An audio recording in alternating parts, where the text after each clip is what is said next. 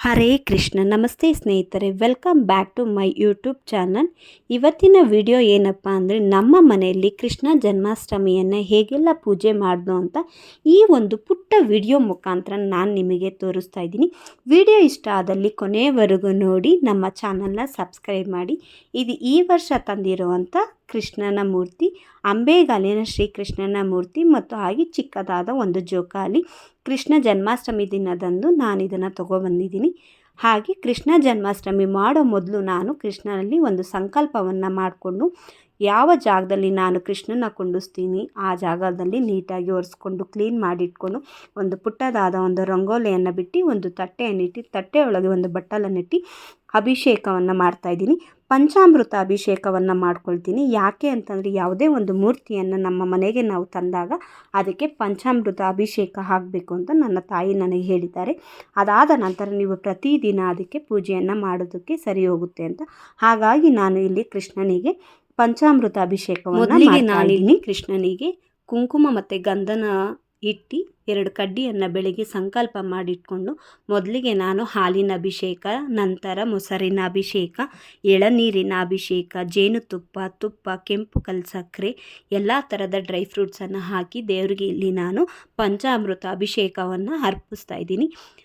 ಪಂಚಾಮೃತ ಅಭಿಷೇಕ ಮಾಡಿದ ನಂತರ ಒಂದು ಅರ್ಧ ಲೋಟ ನೀರನ್ನು ಹಾಕಿ ದೇವರಿಗೆ ಕುಂಕುಮ ಮತ್ತು ಒಂದು ಹೂವನ್ನು ಇಟ್ಟು 2 ಕಡ್ಡಿಯನ್ನು ಬೆಳಗಬೇಕು. ಮನಸ್ಸಲ್ಲಿ ನೀವು ಯಾವಾಗಲೂ ಒಳ್ಳೆಯದನ್ನೇ ಯೋಚನೆ ಮಾಡಿ ದೇವರಿಗೆ ನೀವು ಪೂಜೆಯನ್ನು ಅರ್ಪಿಸಿ.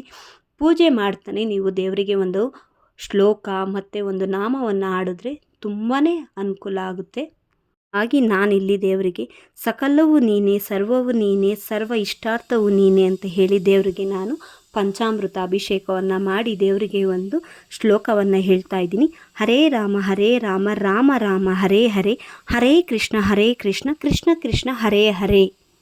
ಪಂಚಾಮೃತ ಅಭಿಷೇಕ ಆದ ನಂತರ ಒಂದು ಅರ್ಧ ಲೋಟ ನೀರನ್ನು ತೆಗೆದು ಇಲ್ಲಿ ನಾನು ದೇವ್ರನ್ನ ಕ್ಲೀನ್ ಮಾಡಿಟ್ಕೊಂಡು ಒಂದು ಒಣ ಬಟ್ಟೆಯಲ್ಲಿ ಒರೆಸ್ಕೊಂಡು, ನೆಕ್ಸ್ಟು ದೇವರಿಗೆ ನಾನು ಫಲಗಳ ಅಭಿಷೇಕವನ್ನು ಮಾಡ್ತಾಯಿದ್ದೀನಿ. ನನಗಿಲ್ಲಿ ಅನುಕೂಲ ಆಗಿರೋ ಥರ ಒಂದು ಬಾಳೆಹಣ್ಣಿನ ಅಭಿಷೇಕವನ್ನು ಮಾಡಿ ದೇವರಿಗೆ 2 ಕಡ್ಡಿಯನ್ನು ಬೆಳಗಿ ಸಂಕಲ್ಪವನ್ನು ಮಾಡಿಕೊಂಡು ಕೃಷ್ಣನಿಗೆ ಒಂದು ಹೂವನ್ನು ಇಟ್ಟು ಕೃಷ್ಣಾರ್ಪಣ ಮಸ್ತು ಅಂತ ಹೇಳಿ, ನಂತರ ಕೃಷ್ಣನ ಕ್ಲೀನ್ ಮಾಡಿಟ್ಕೊಂಡು ಒಂದು ಒಣ ಬಟ್ಟೆಯಲ್ಲಿ ಒರೆಸ್ಕೊಂಡು ಯಾವುದೇ ಒಂದು ಅಭಿಷೇಕ ಮಾಡಿ, ನಂತರ ನೀವು ನೀರನ್ನು ಹಾಕಿ ಒಣ ಬಟ್ಟೆಯಲ್ಲಿ ಒರೆಸಿ, ಅದಾದ ನಂತರ ಬೇರೆ ಅಭಿಷೇಕವನ್ನು ಮಾಡಬೇಕು. ನಂತರ ನಾನಿಲ್ಲಿ ದೇವರಿಗೆ ಒಂದು ಲೋಟದಲ್ಲಿ ನೀರಿನ ಅಭಿಷೇಕ, ಕುಂಕುಮದ ಅಭಿಷೇಕ, ಇದಾದ ನಂತರ ಅರಿಶಿಣದ ಅಭಿಷೇಕ, ಗಂಧದ ಅಭಿಷೇಕವನ್ನು ನಾನು ಇಲ್ಲಿ ಮಾಡಿ ದೇವರಿಗೆ ಅಭಿಷೇಕವನ್ನು ಸಂಪೂರ್ಣವಾಗಿ ಮಾಡಿ ಮುಗಿಸಿದ್ದೀನಿ. ಇದಕ್ಕೆ ಕೃಷ್ಣಾರ್ಪಣ ಮಸ್ತು ಅಂತ ಹೇಳಿ, ಕೃಷ್ಣಾಯ ವಾಸುದೇವಾಯ ಹರಯೇ ಪರಮಾತ್ಮನೇ ಪ್ರಣತಃ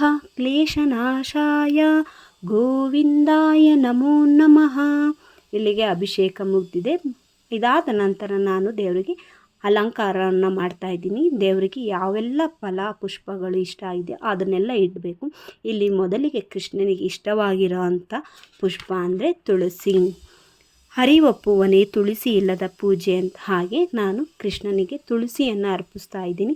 ಪ್ರತಿ ಶನಿವಾರ ನೀವು ತುಳಸಿಗೆ ಪೂಜೆಯನ್ನು ಮಾಡಿ ಕೃಷ್ಣನಿಗೆ ಒಂದು ದಳ ತುಳಸಿಯನ್ನು ಇಟ್ಟರೆ ಸಾಕು, ಕೃಷ್ಣ ನಿಮಗೆ ಒಲಿತಾನೆ ಅಂತ ನಾನು ಓದಿದ್ದೀನಿ. ಹಾಗಾಗಿ ಕೃಷ್ಣನಿಗೆ ಮೊದಲಿಗೆ ನಾನು ತುಳಸಿಯನ್ನು ಅರ್ಪಿಸಿ ಪೂಜೆಯನ್ನು ಮಾಡ್ತಾಯಿದ್ದೀನಿ.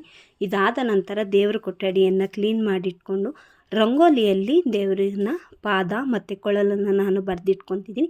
ಕೆಲವರು ಗಂಧದಲ್ಲಿ ಬರೆದಿಟ್ಕೊತಾರೆ, ಆದರೆ ನಾನು ರಂಗೋಲಿಯಲ್ಲಿ ಬರೆದಿಟ್ಕೊಂಡು ದೇವರಿಗೆ ಅಲಂಕಾರವನ್ನು ಮಾಡಿ, ಮತ್ತು ಆ ಜೋಕಾಲಿಯೊಳಗಡೆ ಕೃಷ್ಣನ ಇಟ್ಟು ನೋಡಿ, ಹೀಗೆ ಬೆಳ್ಳಿ ಕೃಷ್ಣನ ತೂಗಬೇಕು.